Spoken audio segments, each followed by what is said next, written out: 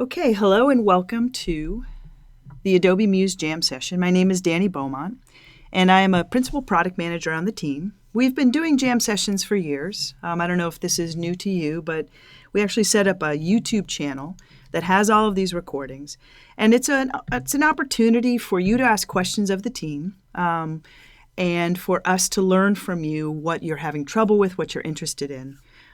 Unusual for the team, we actually, in October of last year, announced what we're working on publicly within the team. And that is a new version of Adobe Muse that supports responsive design. So we are in the throes of working with that and testing that. We hope to release it very soon. We never really announce our release date until we release it. Some because that gives us time to change our mind if the product still needs more refinement. It also allows us to be flexible with any requirements that Adobe has of us. But responsive design is definitely in process right now. And if you are interested in learning more about responsive design and being involved in how we make those decisions, I'm going to go ahead and go there. If you go to museprerelease.com, you can sign in with your Adobe ID and download the build. There's also a video that I've recorded. It's about a 10-minute video that takes you through all of the responsive feature set that we're working on. We're trying to keep most of the information about that private, so you are in a private pre-release space. When you do test a product for us, you're allowed to download a beta version that runs alongside with the shipping version. So if you look in my application tray here, I have the shipping version of Muse. I also have a beta version of Muse running side by side. We recommend you don't use the beta for actual production work. But as long as you keep your original version in the shipping version of Muse, you can experiment with that beta version, and you can take sites live if need be, as long as everything's working for you. I'm going to adjust a little bit here. So with that said, we're looking at what is shipping with Muse right now. And I want to kind of just slow things down a little bit and really take it from the top for new folks. So one thing that the Muse team did back in the day, when we first started, actually a year before we went public with the product, when we were in public beta, we set up a website that is not adobe.com. You'll find things about Muse there on adobe.com. But this subdomain, muse.adobe.com, is a website that's all dedicated to Muse. The landing page of the website usually announces the feature set that we're delivering. And as I mentioned, we unusually announced responsive last fall, and we'll be shipping it very soon. But it's an opportunity to use Muse with the team and actually show off the feature we're developing. Other areas, other parts of this microsite, though, can be really useful if you're new to Muse. So clicking on the Tutorials tab, we prepare videos that talk through some of the latest features that we have available, and they're reflected here. In this second section, there's a starter design area, and this is actually where we're going to focus. Today, we're going to build one of these starter-like designs. So I'm going to show you how you can start with File New and build out a site. If you would like to kind of go forward with that work, all of the designs that are here are really geared towards brand new Muse users. As I mentioned, we're going to build this My Name starter site. And I got to it at muse.adobe.com/tutorials to take me to this section. In the area, if you are a new user, this is definitely geared towards getting you started with that first site quickly. Clicking on the Preview Help tab has kind of an interesting sort of experiment that we did to see how to make it easier to understand the tool. And what we have is a preview of the finished website, but there's these little flyout menus that have very short videos that explain to you as a new user how you can come in and customize an existing Muse design like this starter file. So as I mentioned, we're going to build this site from scratch, but let's take a look at what it's like in its finished form. Quite often, as a Muse designer, you may start by redesigning or taking an existing site, moving it over to Muse, and then making some edits. So kind of recreating a site that already exists out on the web is its own sort of skill. I would always argue that the hardest part of building a website is getting your client to figure out what the heck they want. That takes the most time. Once you know exactly what you're trying to create and you have clarity on that, building a website in Muse can be incredibly quick. So we're going to build this site. As we talk through it, one of the things that's really always amazing to me is if you are a visual designer, a web designer that perhaps has not coded websites in the past, but has built out comps that you then hand to a developer to build. As a designer, Muse affords you the opportunity to not have to come in and learn code pretty much in any way. That is Muse's responsibility. That's Muse's worry. But as a visual designer, there's what's known as best practices around the web. So there's standard ways that you build out a site so that someone can navigate it appropriately, something known as persistent navigation. So as we look at this site, let's kind of talk through it and some of the just design best practices that we need to keep in mind that we'll be building out. So I'm going to start to define those elements for you. As you look on the left here, that persistent navigation, so this is, as I mentioned, it's a starter file. It's kind of a portfolio website that you could come in and customize to build your own design. And we delivered this about, I think it was last summer, as starter files that are available within the product. Notice as I scroll down on the page here, I'm going to check real quick.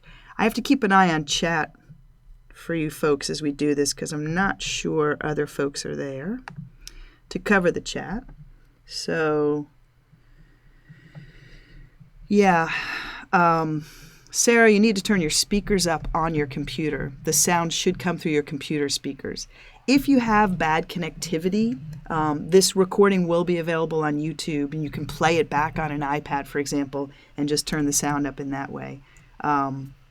But for now, you're going to want to turn your computer speakers up. So as I look at this site, let's go ahead and dissect the pieces. We have what's known as a slideshow here at the top. And that slideshow has little breadcrumb dots here that allows me to jump between the images by clicking on a link. I've got some text that's here. Those images are swapping through. They're automatically playing, so they're on autoplay as they rotate through all three of those images. Notice as I scroll down on the page, some elements are pinned or fixed. They're not moving on that page. So here on the left, the name, my name, designer, and my navigation stays in a fixed location. And that's using something known as pinning. As I come on down here, I can see different tiles. And you'll notice we have what are known as state buttons.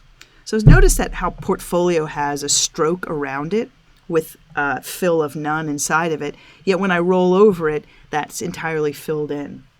You can achieve that through something known as a state button, which allows you to control fonts and strokes and colors in a unified way. So they all change. The text in Portfolio goes from black to white.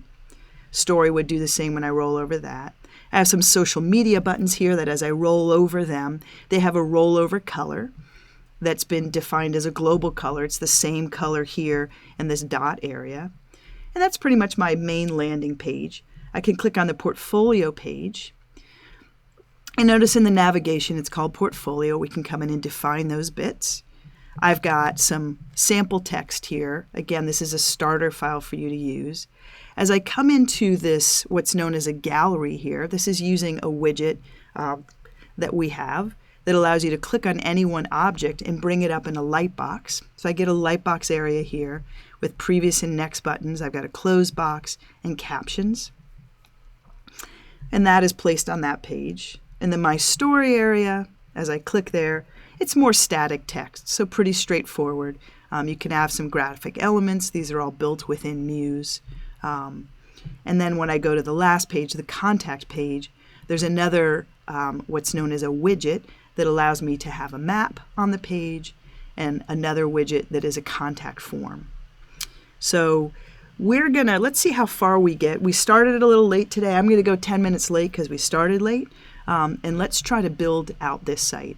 Now, I have to be honest, we're going to kind of sort of cheat a little bit. I've got some of the placed images that are in this design, but sometimes typing things out are the most time consuming. So I'm going to kind of come in and be lazy a little bit and just copy from this web page some of the design elements as we work. And I'm also going to rely on it to remember how the site is structured. So I'll go ahead and resize this a little bit. And I'm going to jump back into the Muse application at this point. So I'm going to check on chat. Okay, looks like people are helping each other out. Thank you, everyone, for keeping an eye on that for me. I can only do so much. That's why it's a jam session. It takes a village of people playing banjos. I know, too many metaphors. Here I am in the shipping version of Muse. And we're going to start new. So I'm going to come on in and select Create New Site, and I'm going to click on that. Now Muse presents you with a new site layout here. And for those of you that know about Muse, it was born from the team that built InDesign. And interestingly enough, I think that InDesign is a layout application for print, and that metaphor goes really well for the web. So using that similar metaphor, we on the Muse team wanted to allow you to build out websites without constraining you to containers and such. So the web, this open standard of HTML, CSS, and JavaScript, is a space that has a whole lot of rules along with a lot of open standards. It's not anything that Adobe controls. We contribute to it. But all the browsers, all the devices, all the platforms that support the web rely on these open standards. And there are metaphors that do feel like you're laying out for print. But there's also metaphors that we teach you in the application that you need to understand around the web. Some of the early decisions you can make here in this dialog. First one is resolution, standard or high DPI. We've found that as all of these devices have evolved, having high resolution devices are really out there. If visually you want to make sure that you've got that high quality image, you can select high DPI. And there's lots of deep dive sessions that I've done, so I'm going to encourage you to go back to that microsite where there's a tutorial section or on the YouTube channel. I've done other jam sessions just on how to create high resolution websites that load very quickly. So I won't dive into that too much, but this is where you could define that. You can come in and select the language that you're working in. This really affects the dictionaries or the spelling checker within the application. And notice here under initial layout, I can select desktop, tablet, or phone. This is where our world is going to pretty much dramatically change pretty darn quickly. We're all in the throes of working with the responsive version of Muse. But I'll tell you this already, even when you have responsive in your Muse application, there will be many scenarios where you'll want to still use what's known as an alternate layout methodology. And the shipping version of Muse, what we're looking at right now, has that alternate layout methodology. And the idea is, in all honesty, when we implemented it about 2-3 years ago, there were a little more of a standard class of devices. So there were phones, tablets, and desktop devices. And defining an alternate layout allows you to say for that class of a device, let's say phones, I'm going to come in and define all of the content I want to load on the phone. It may be content that loads really quickly because people are bandwidth constrained. It may be content that is for example, the fonts are much larger because we know it's a very small device being held in your hand. As you work, though, you can choose what content you put for each of those classes of devices. And as I mentioned, when we get into responsive, I'll kind of teach a little bit more about the differences between alternate layouts and responsive and when you use what. But for now, we're going to go ahead and start with the desktop layout. And we can come back and add a tablet and a smartphone layout when we're ready down the road. I'm going to use the default attributes here, but if you're someone who likes to work with a grid system, there are websites like 960gs.com, or maybe it's even, look for 960 grids. But that has the idea where with a grid structure, you can build out content that really flows and follows either a 12 or 16 column grid. If you work in that way, setting up columns and grids here can be very useful for you as you're designing. I'm going to go ahead and click OK. And Muse is going to take me into one of 4 different workspace layouts. So I'm in the plan mode of the layout here. I'm going to close this guy up. And notice here on the right-hand side, I've got Plan, Design, Preview, and Publish. And in the Publish area, I'm already going to talk about this. When you publish from Muse, we give you a great deal of control as to how you're going to do that. You can first use Business Catalyst to publish, and that's basically a hosting platform that Adobe owns. And everything that we're designing today, if I'm good with time, we're going to end up publishing what's known as a trial. And that is just a temporary site on the Business Catalyst domain that I can use to test my site. I can share with a colleague, show it to my client, until we know that the design has been approved. And at that point, I can then use FTP to FTP my content up to any third-party hosting platform that's out there, pretty much, that supports some very simple, let's say PHP for our forms on a page. But pretty much hosting anywhere you'd like, whether that's inside your own intranet if you're working a large corporation, or to any of the hosting platforms that you may already own a domain and hosting services. You can also export as HTML, and if you still have developers in your life and you want to design a website in Muse that might be hand-coded by that team, exporting as HTML when you're done is terrific because they can inspect the CSS and the optimized images that you have in an export folder. For now, we're going to just kind of stick with this plan mode, and we're going to start thinking about our site. So as I mentioned, I'm in one of 4 workspace layouts, and I can look at the pages as I'm working here. I'm going to jump back to my site and just kind of think about my navigation. So if I'm building out this site, I know it's going to have 4 pages, and the pages would be my name, portfolio, my story, and contact. So let's go ahead and reflect that. I'm going to swing back over into Muse, and by default, this first page is called Home. I'll double-click on that and rename it as my name. Obviously, it would be a real name, but I'm not going to populate this template at this point. We're just going to start out in its generic state. Portfolio, my story, and contact. So when I want to add pages here, I can add it below, to the left, or to the right. I'm going to go ahead and go to the right, and I'm going to give it a name, Portfolio.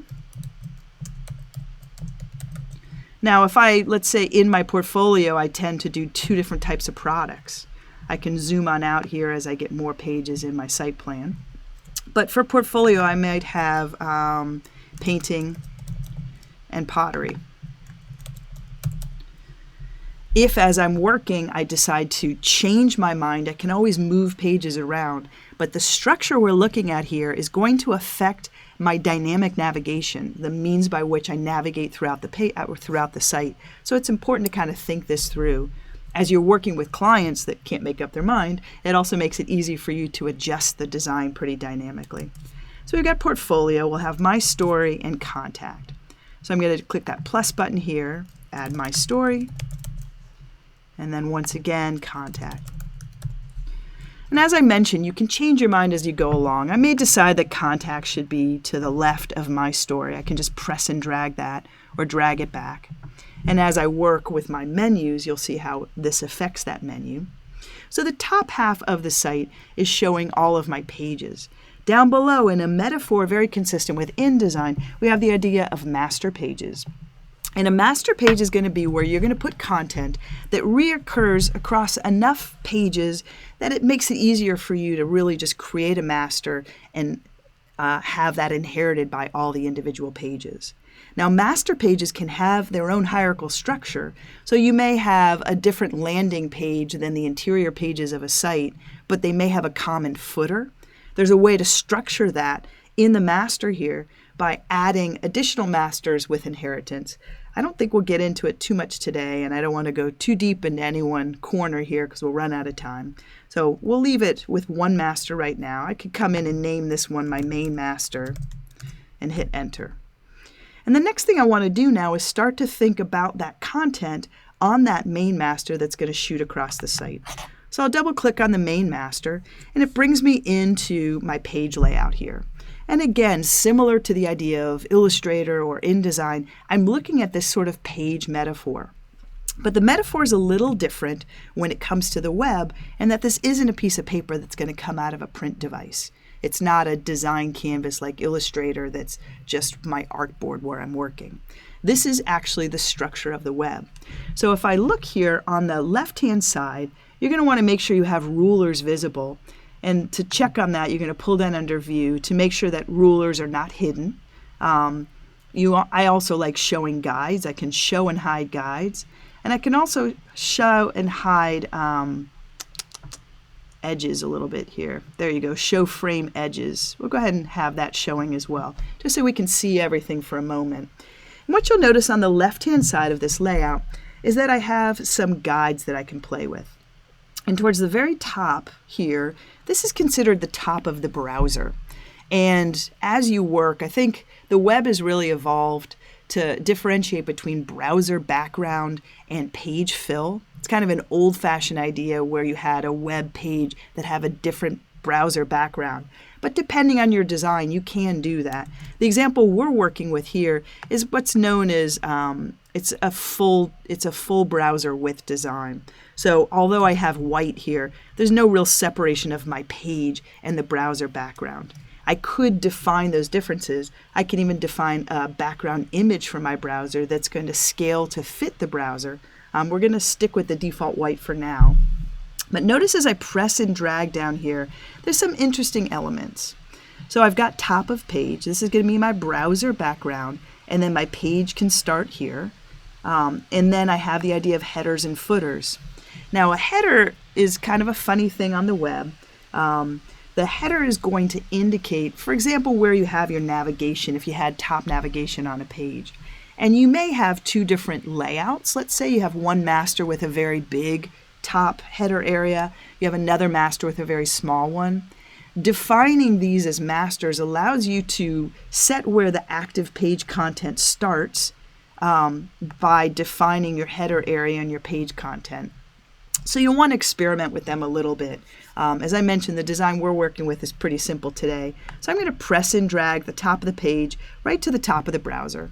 And I don't even really need a header because if you look, it's kind of a non-traditional site. There's no real navigation up here at the top of the page. My nav is all on the right-hand side. So I'm going to go ahead and bring my header area right up to the top. The footer is something as a new user that'll slightly drive you crazy if you're not really aware of what happens here. But if I look at my design, again, this one doesn't really have a footer area. If I jump to portfolio, you could argue that this word's right here, Adobe Muse CC Starter, should be footer elements. Now this is where I'm going to be lazy. I'm just going to kind of copy that onto the clipboard. And I'll come into my design and I'm going to paste that down. So it's pasted without any styling. But I can come in and decide that I want that to be the bottom of every page. So let's work with this a little bit. Notice I've got the bottom of the page, and then if I needed below that page, I could have browser visible. I'm going to drag those right on top of each other. And I am going to give myself a little bit of footer area here. And I'll go ahead and just drop that Adobe Muse CC Starter right there at the bottom. And for the moment, let's not worry about typefaces at all. We're just going to get some text on the page. Now, the next thing that I want to work with is going to be my side navigation. So as we know here, I've got a photo of myself, my name, my title, and then these page names here. Now we went in and defined, if I go back to my site plan, so to do that I can click on plan here, I can pull down, or I can just hit Command M, which is what I do, Command or Control M, which jumps me back to my site plan. Notice that that little tagline of text that I defined on the master page is now on all of these pages. What I want to do is now build my side navigation. And for my design in that side navigation, I may have painting and pottery, but I really just want to reflect the top level pages on my site. So to do that, I'll go back into the master. And I'm going to go into my panels here to select the widget library. Now the widget library, widgets are pretty amazing things. By default, widgets take common web patterns and behaviors, and they allow you to automate that process. So could I go into every single page and add navigation that takes me to other pages? I could. I could just take text boxes and link them together. But it's very laborious. And as I mentioned, when my client changes my mind and suddenly wants to have 3 new pages, if I've manually created all that navigation, it's really time consuming to recreate it. So I'm going to go ahead and start with a widget from that widget library. I'm going to come into this widget library directory, into the menus area, and you'll notice I've got horizontal and vertical menus. Now one sort of trick to these default widgets is that anything that is in the same category is a variation of the same widget. So notice compositions, I've got featured, news, lightbox, presentation. You don't have to think all that hard about which one of these you want. It will just be pre-configured in one way or another, but you don't have to throw it away and start over if you, instead of a lightbox display, you decided you wanted a presentation widget. So for menus, I know I want a vertical menu, and I'll select that. But if I happen to select horizontal, I can always switch it once it's on the canvas. So what I'll do now is press and drag that menu onto my page. And notice right there, straight out of the box, it says My Name, Portfolio, My Story, and Contact. And the reason for that is it's referencing the site plan. Now it says top-level pages. If I were to click on that and say All Pages, what happens, you can't quite see it here, is those child pages, the sub-navigation also appears. Now, one of our evangelists, Terry White, says that the Muse team makes the widgets as ugly as possible so that you're compelled to redesign them. We'll go ahead and take credit for that. We did style these in a way that we think allows you to understand how a widget works, but they're incredibly unattractive. So the first thing you do want to do is give them your own design and structure. Now, I mentioned we really don't want to have the sub-navigation pages here in my navigation. So I'm going to go back to that little blue arrow to the flyouts, and I'm going to select just top-level pages. Direction of vertical, as I mentioned, I could switch it to horizontal, but vertical is good. Edit Together is a very nice key that says that if I style, let's say, one of my widgets, My Name, with a particular font, it's going to propagate to all of the children, all of the elements that are in that hierarchical structure, so that I don't have to go in and keep designing each one separately. So with Edit Together checked, anything I do to one will apply to all of that sibling set. Item size has to do with how wide this is. If I want a button-like behavior, I might choose uniform size. If my names are very different and I want a long name or a short name for clicking, I might choose uniform spacing. I'll stick with uniform size, that's fine. I don't want to include an icon, but I could. I could apply that label. This is the words here, so I could have an icon without words if I chose. We'll go ahead and leave most of those defaults. And the next thing I want to do is pretty much undo this not so terrific styling. So with the object selected, I'm going to right-click on that object, and it brings up the menu, so the object's menu. And in it, you'll notice I have something called Clear All Styling. This is like magic. That goes in and removes all of the fills, all of the fonts, all of the states with the object. Now, widgets take a while for your brain to really understand. And what I would suggest is widgets can be very deep in their hierarchy. And as you're working, you're going to get really good at double-clicking or hitting the escape key as you do that work. Now, I haven't gone in and played with any typography yet. And we'll kind of leave it that way. They're both using a pretty terrible font, and things are looking pretty darn simple. But without doing much more, actually, let's go ahead and start to think a little bit about typography. I don't know what font we were using in the original design. Doesn't really matter all that much. I'm going to select all these objects on the canvas, and I'll type T on the keyboard, or I could come over to this Tools panel here and type T, or click on the T, which is going to bring up the type tools. And I now can select in the control panel at the top fonts that I want to work with. Now, there's a whole world of fonts that are out there, and again, a nice, we've only gotten to the navigation feature, and I'm looking at the clock. So there's definitely merit to looking at all the typographic options or controls you have within Muse. I encourage you to explore the Typekit implementation that we have with Muse. It gives you thousands of fonts that are served up dynamically on the web and will always look beautiful at any size or on any display. So let's go ahead and pick one of those Typekit fonts. I kind of tend to like slab fonts, so I'm going to go ahead and select just the demi version of this particular typeface. So it's gone in and changed that for me. And that's fine for what we're doing, given the amount of time we have. I've gone in and selected the font for this element, but now I want to have it such that whenever you click on any one item, you can change its color. Now, we're all about quick cheats here for a minute, so I'm going to go back to my site, and I know that the design has a shade here, a color that's been defined. I'm going to be incredibly lazy, and I'm going to use my screen capture program here, and I'm just going to grab that really quick. So I hit capture, so that's just copying it to my clipboard. And I'm going to go back into Muse and just paste it down for a second, or not. Depends on what I did there. Let's get rid of this guy. I'm going to copy it from my clipboard, and I'm going to paste it down. And this is just a real lazy person's way to grab some color from the web. Now you can see it's an awful screenshot, but it will do for what I'm doing now. I'm going to come on into my name, and this is where selection really becomes important. What I want to do is have the active state, so when I'm on the My Name page, I want to change the font color. So watch what I'm doing here. In the upper left-hand corner, it says Page Level. I'm going to click once, and that selects my menu widget. I can move it around on the page. See how it says No States? Because I'm at that unit, that group level. If I click a second time, I've selected the menu item, so just the one My Name. And notice now, in the drop-down, I can select between normal, over, down, and active states. I'm okay with normal here. I'm going to go to the rollover state and go back to my type tool. So notice that menu item there is on rollover. And in my text tool, I'm just going to go ahead and change this to be a lighter shade of black here. So let's see if I can be quick and dirty about this. Probably not. Let's just try this guy. I just want a gray.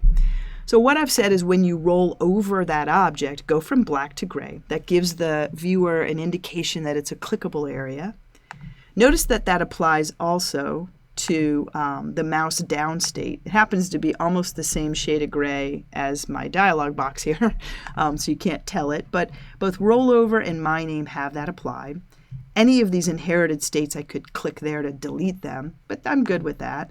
I want the active state to now pick up on that other color. So I'm going back to the control panel. Notice it says Text Active State. Click on that color swatch. And using the eyedropper tool, I'm just going to steal that color from the web. Or if I click in the wrong place, I'll steal the wrong color. Let's try right one of these. Told you this is Lazy Man Web Design. Let's try that. Okay, so the active state now is that shade. I'm going to go ahead and click off of my menu, and I'm going to select that screenshot and just delete it. And I'll go ahead and hit Command 0, which zooms me back out on my page. Now, what I've done, if I click on this menu again, is click in here to My Name.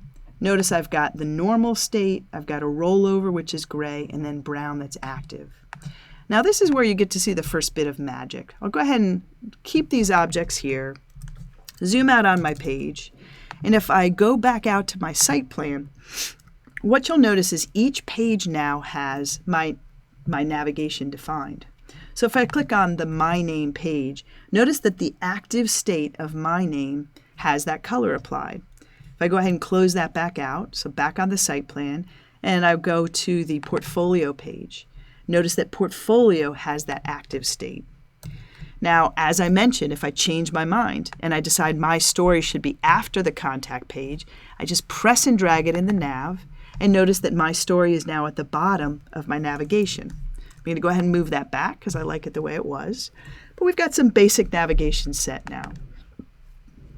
There's another aspect of this design, though, if we look at the live site that I want to pay attention to. And that's that the logo that's here, My Name and Designer, as I press and drag down, the navigation here is not moving. It's something known as pinned content. I'm going to continue to be lazy here, so I'm going to grab My Name Designer. I'm going to copy that on the clipboard. And I also want to leverage a little bit of my work that I've done here. So I'm going to hold the Option key and duplicate that text. Again, this is all about lazy typesetting. I'm going to hit Paste and try that again. So I've got that text, My Name Designer, and I'll try to make this one a little bit bigger.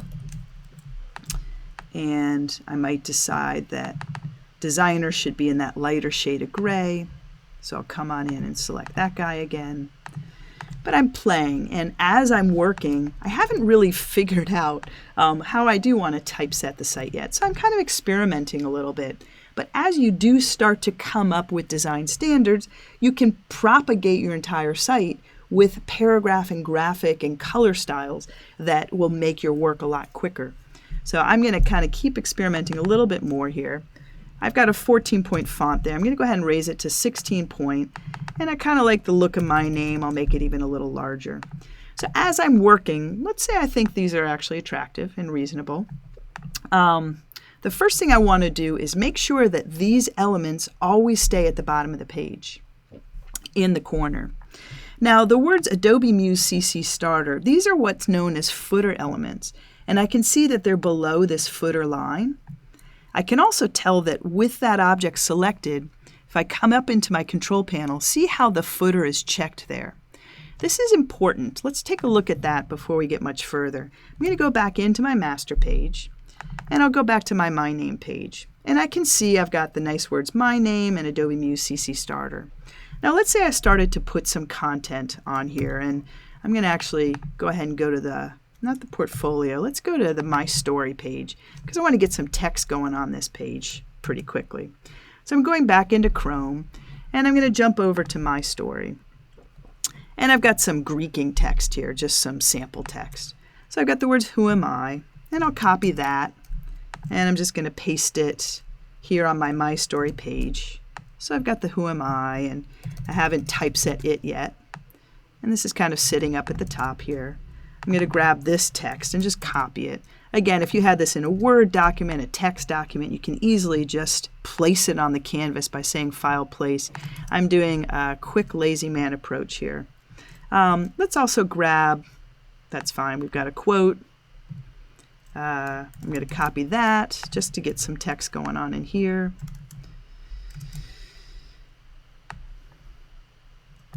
And I'm going to grab some of this text as well. My experiences and that block of text, and paste these guys into position.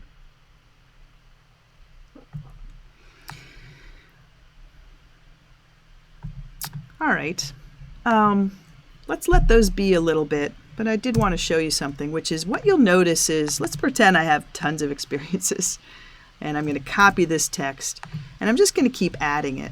An amazing, amazing thing happens with Muse. We take it for granted now because we've been shipping for a number of years, but the web tends to be, in web design, consistent in its width, but the height of web pages tends to vary. And the magic here is that notice that as I've added lots of text to my experience area, the container, what they call the box model, if you're one of our coders on the team, or the DOM, the document object model, what we render in the browser grows in height dynamically based on the content. And this magic occurs even after you've finished putting all the content on the page. As you have things like an accordion that'll expand or contrast content on the page, the whole structure of that page grows dynamically in a very intelligent way. So no matter what I do, that Adobe Muse CC Starter is going to stay below my active page content. And that's because if we go back to my master, I've got it set here below this line and with a checkbox for a footer. So it really stays just where it needs to be. And this line that I've drawn will really determine how much space I have there. So kind of hanging out on the My Story page, we've got some text that's starting to occur here. What I want to do is start to create some styles or consistent typesetting for the design. So I'm going to go back to my site plan, and in my main master here, I've gone in and done some very wimpy but typesetting. I've got the My Name headline here, and I want to come in and select it. And I know I want to reuse it in other places on the site. So with it selected, I'm going to come over to the Paragraph Styles panel. And if you don't see it, you can find it by pulling down on Window to Paragraph Styles. This allows me to define all of the typographic attributes for a block of text, a paragraph. So not so much let's say a link style that might occur in the middle of a paragraph, but the overall paragraph attributes. And I can come into my text tool and do some pretty robust attribute setting here. I've got a headline, and I tend to like my headlines to be pretty tight, so I'm going to set it at 100% leading in height. But I'm going to go ahead and define maybe 15 pixels below the active page content. Let's lighten that up to maybe 10. You'll notice on the left that space is closing up. But I'll define these attributes. I've got a font color. I could change that. I've got alignment. I've got tracking. You name it. I set the attributes that I really like. And then in the paragraph styles area, I'm going to click the little page icon to add a paragraph style. And I'm going to call this my headline. Now, in the web, when you're building a site, it's important to structure the site to optimize it for search engines. We're not going to get into that too much today, but notice how in the paragraph style options, I can define what's known as a P tag. And I can come in and set this as an H1. I know that the headline on each page is the most important, so I'm going to make sure it has that tag. As I mentioned, there's another jam session that's all about search engine optimization there on the YouTube channel. Definitely give it a look if this is new for you. But I now have a name. Here's all the attributes that are going to be reflected, and I'll click OK. Designer looks pretty good to me, or my name. It's kind of same. I'm going to select that guy, although it does have a font color, so let's not do that. I'm going to click once to select the menu, click twice to get right in on there, click a third time. When in doubt, just keep clicking. If you go too far, hit escape to back out. But notice how I've got my name selected, and I can see the attributes here. Once again, I'll go into the text attributes. 120 is good for text attributes. 16 points tends to be the smallest you should use for the web. We'll stick with 14 for now. I'll go ahead and put a little bit of leading between my paragraphs again. And I'll go back to that paragraph style. And I'm going to add a second one. And we're going to just call this body text. And in this instance, the P tag, the paragraph tag that's defaulted there, I want that for my SEO because this is body text. It doesn't need to be in that hierarchy all that high. So I'll click OK. I now have headlines and body text, and that's a good start. We're going to go back to the site plan, and let's go into the My Story page. And as I mentioned, I'm experimenting a little bit as I'm working. I want to see how things feel and look to me. I'll select that Who Am I? And with the paragraph styles, I'm going to set that to be a headline. So I kind of get a look at that. I'll select everything else here and go ahead and set it as body text. Looking a little heavy and dark to me, but that's why paragraph styles are amazing. As you work, as you evolve, you can come in and change your mind, and changing it will be a global change throughout the site. So I may say, you know what, that's over the top. Let me go ahead and select this text here. Demi is too heavy for my body text. So I'd rather go on in and set that to, let's just try regular. Still looking a little heavy to me. I think I did that wrong. The phone is ringing. Let's ignore it. So we're going to go in with regular, or let's even try light. It'll stop ringing soon. All right, that looks pretty good to me. Now notice I've changed the body text definition, right? I went in and selected it, and then I changed the font weight. I could even come in and change the font size. Now I'm up to 16 points. The paragraph style is going to indicate that change to me where it says body text with a plus. And notice as I hover over, it's saying, Danny, you're using a paragraph style, but you've customized it by changing the point size and the color or the weight of that font. If I want to change that for everything in the site, I can right-click on that item and say redefine the style to reflect that design change. All right, I'm going to make sure that y'all are still good here.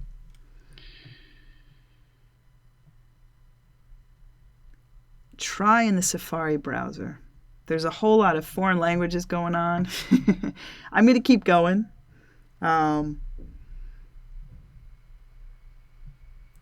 But chat is looking really Spanish to me right now. As long as everybody's good and having fun. Yeah, all right, good, Yif, as long as you're with me. We might be getting spammed in chat right now. Okay, as I'm continuing, I can continue to massage. Who Am I is looking pretty small to me. I might make it a little bigger. I might go back into that padding that I thought was terrific, or the spacing. And I betcha I've got a space here. I'm going to go ahead and hit a hard return and tighten that up a little bit. So I continue to work. I've got some good basics. My story has color attributes. So if I come on in now to my color panel, let's take a look at that. So if I go in, this is kind of a trick to not ruin your site. I'm just going to draw a container, and I'm going to go to my swatches panel. And I've got all sorts of colors here. If I right-click on that panel and say delete everything that's not being used, it'll boil it down to only the used color set. You notice that I've got that one color that I've defined here. I can come into any of my colors and define certain attributes. Notice by default it's named with a color value. I may come in and call this my highlight color.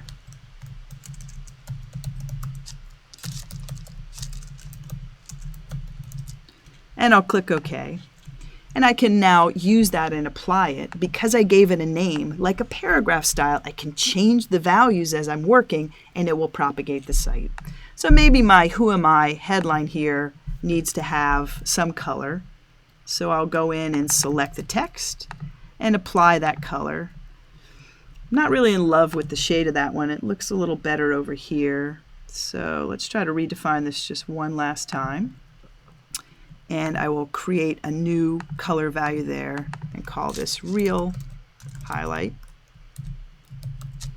And click OK. And again, as you work with colors, we can start to teach you more attributes there. That's looking awfully light, so I'm going to undo that nasty work. So hard to decide where we deep dive here, folks. Okay, we got some text on this page, and we've got our top elements, but notice what's happening to my name. Actually, let me just show you a little bit about where we are. If I go back to the site plan, the magic behind Muse is as a designer, you can see exactly what you've done very, very easily. And that's where having Muse in the hands of visual designers and not having them have to spec something that a coder does offers such creativity. And we've really seen this in the community. If I pull down on File to preview the site in the browser, Muse is going to render all of the HTML, CSS, and JavaScript on the site so that I can see the live pages and the live site. So notice how it says my name up here at the top. Here I am on that landing page. It's the index.html page of the site. I can click on Portfolio. There's nothing on Portfolio yet because we haven't put anything there, but I see it. I can click on My Story, and here's all the text that we've defined so far. I can go to Contact, nothing there yet. So I can always see my design in the web, on the browser. I can see how the fonts behave, zoom in on them, look at the integrity of my design at any time as I'm working. So it's really powerful to stop and test a lot as you go along. But what I'm seeing is my navigation's moving off the screen. So I'm going to come back to my design on my master page. And here we've got the My Name elements. And they're kind of placed here. I could tighten these guys up a little bit so they're a little closer together. And I now want that to be consistently at the bottom of my design the way that original site was set. So I'm going to come in and select these two objects. And all the way up here in my control strip, notice we have a pinning interface. Now when responsive comes down the pipe, that's going to get even more complex. So the team's mired in a lot of pinning options right now. But for alternate layouts, the shipping version of Muse, I can align these objects based on the periphery of the browser. So this is indicating the browser's edge. I want to make sure that it's aligned to the left lower corner of the browser. So in my own mind, I know that if this is the corner of the browser, the text that is on that page will always be a fixed distance in and a fixed distance up from the browser edge. If I go back to my site plan and pull down on File to preview the site in the browser, I'll get a different behavior. So when I load up that page, there's the My Name elements, and there's my little footer. If I take the bottom of my browser and move it up, notice that, as I mentioned, it is pinned in relationship to this corner of the browser. If I move this edge, it will move, right? If I move the bottom, it will move, but it's going to always stay towards the bottom of the design. Experimenting with pinning is a terrific thing to do. There's also something known as scroll effects, which is another method of defining the location of objects, and lots of deep dive jam sessions on those that I encourage you to check out. But I've got those bits pinned, and if I go to My Story now, which has active page content, notice that my navigation's always there. This is important. It's known as persistent navigation, and it's a way to make sure that your user always knows where they are in the design. All right, I got to check on chat, make sure everybody's speaking English at the moment. Not that English is required, but I don't know what some of this other stuff is about. And looks like y'all are still roughly with me. So let's keep going. I'm eating up time left and right. We now have some basic navigation, and it's time to move on to some of the next steps with what we have for time. I'm going to go back into my site plan, and let's go back to my design and see where we are. So I'll close out my proofing here and go back to the live site. On my name page, we know that we have a slideshow here. So let's go ahead and get into that. You've probably guessed so far that although we've covered some of the basics, and I'm going to spend about 10 minutes towards the end, maybe 5, to talk you through where you can take the next steps. Probably won't get through this entire site together, but I'm going to see what I can do to populate some of the other bits. Now that we have the building blocks, we can go faster. So I've got a slideshow here. What I want to do is go to the My Name, the landing page, and I'd like to introduce that slideshow. So I'm going to come over into the widget library. I'm going to go to the slideshow section, and we have basic, blank, full screen. Basic's going to do me just fine because this is a very basic slideshow. In fact, interestingly enough, I'm going to use a different widget for this. And this is kind of getting to know Muse will help you figure this out a little bit. I'm going to go with a blank composition. How I'm picking that is based on the fact that if you look at this design, see how you've got these little breadcrumb circles? It's not using thumbnails, so to speak. It's just using little triggers, as they're known, that brings up a target or this background image and text.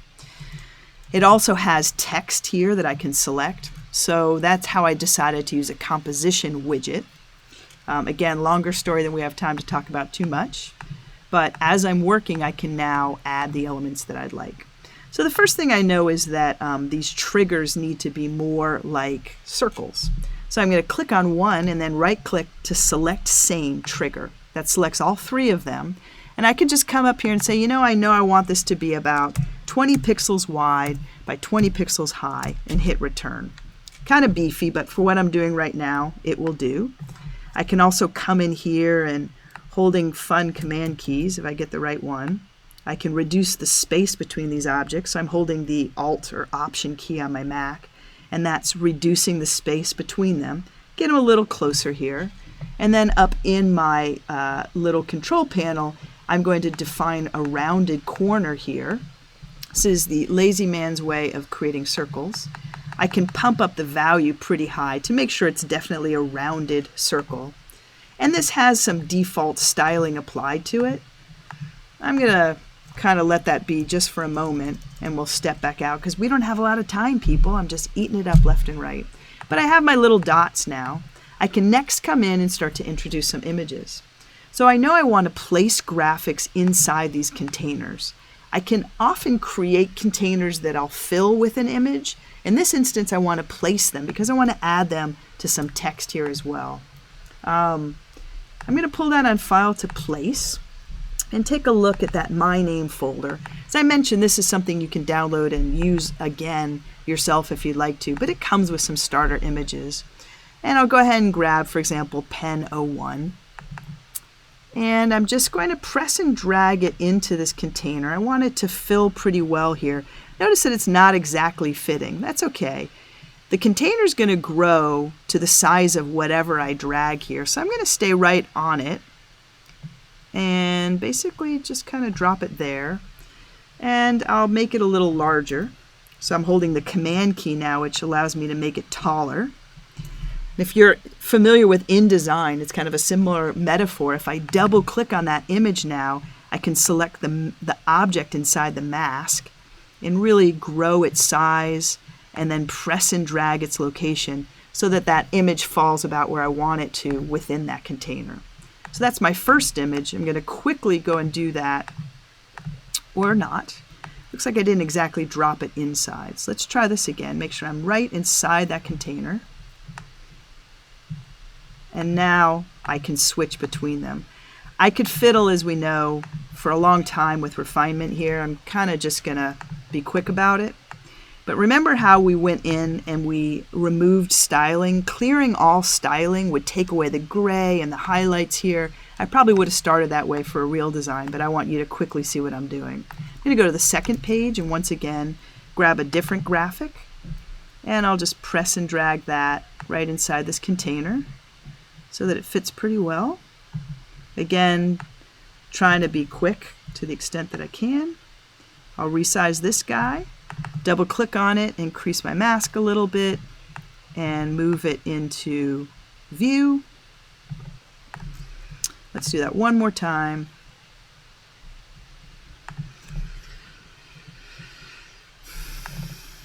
I have the El Capitan spinning icon here. Let's go back to Muse.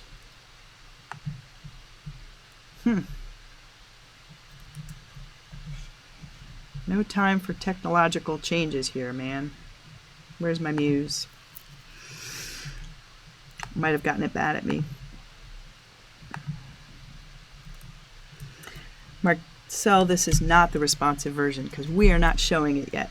Okay, I got a couple images, I got some other bits. I'm going to go on in now and be extra quick and lazy, and I'll come in and just add some text here. And it's going to say my name, designer.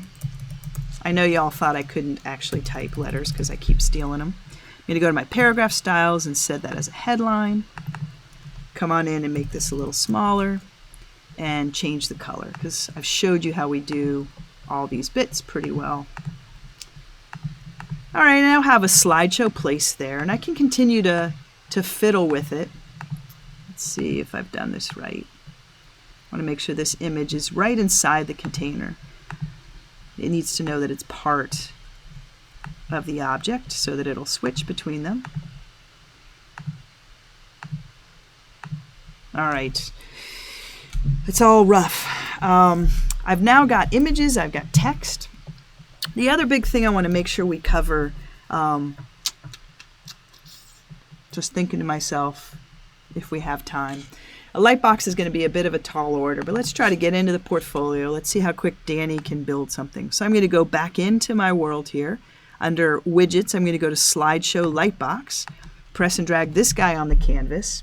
It's got a whole lot of default styling defined here, and for speed's sake, I'm going to go ahead and leave them because we just don't have time to style out much. But now we're looking at that grid design. And for this, I'm going to come in and say File Place, because I want to place this inside as containers. And I'm going to grab some of these default images. So 1, 2, 3, 4, 5, 6, 7, 8. Let's go for 8. I'm going to click Open. And I'm just going to click and release that in that main area. Now notice the magic that Muse just did. It created a thumbnail for each, and this is actually a lightbox design. I can come to the lightbox and really change attributes here. I may decide that the background fill color that is applied to the site should be just a little lighter, and I can fiddle with that. I can come into my widget, my thumbnails here. Let's kind of get this lightbox out of the way. Let's do that while selecting all the important stuff. But I'm going to bring my thumbnails up here, and again, there's too much to talk about, people. Building your first site in Muse is probably a 5-hour session, but because I have that edit together selected, remember there was an option here, edit together. Anything I do to one of these thumbnails is going to apply to all of them. So I can press and drag until I get a good feeling for those thumbnails. Notice how it's filling out much more effectively. As I work, I may decide that I don't like the layout of these images, that there's too much similarity. If I want to reorder my slideshow here, I can just press and drag, and it's going to reorder those thumbnails for me.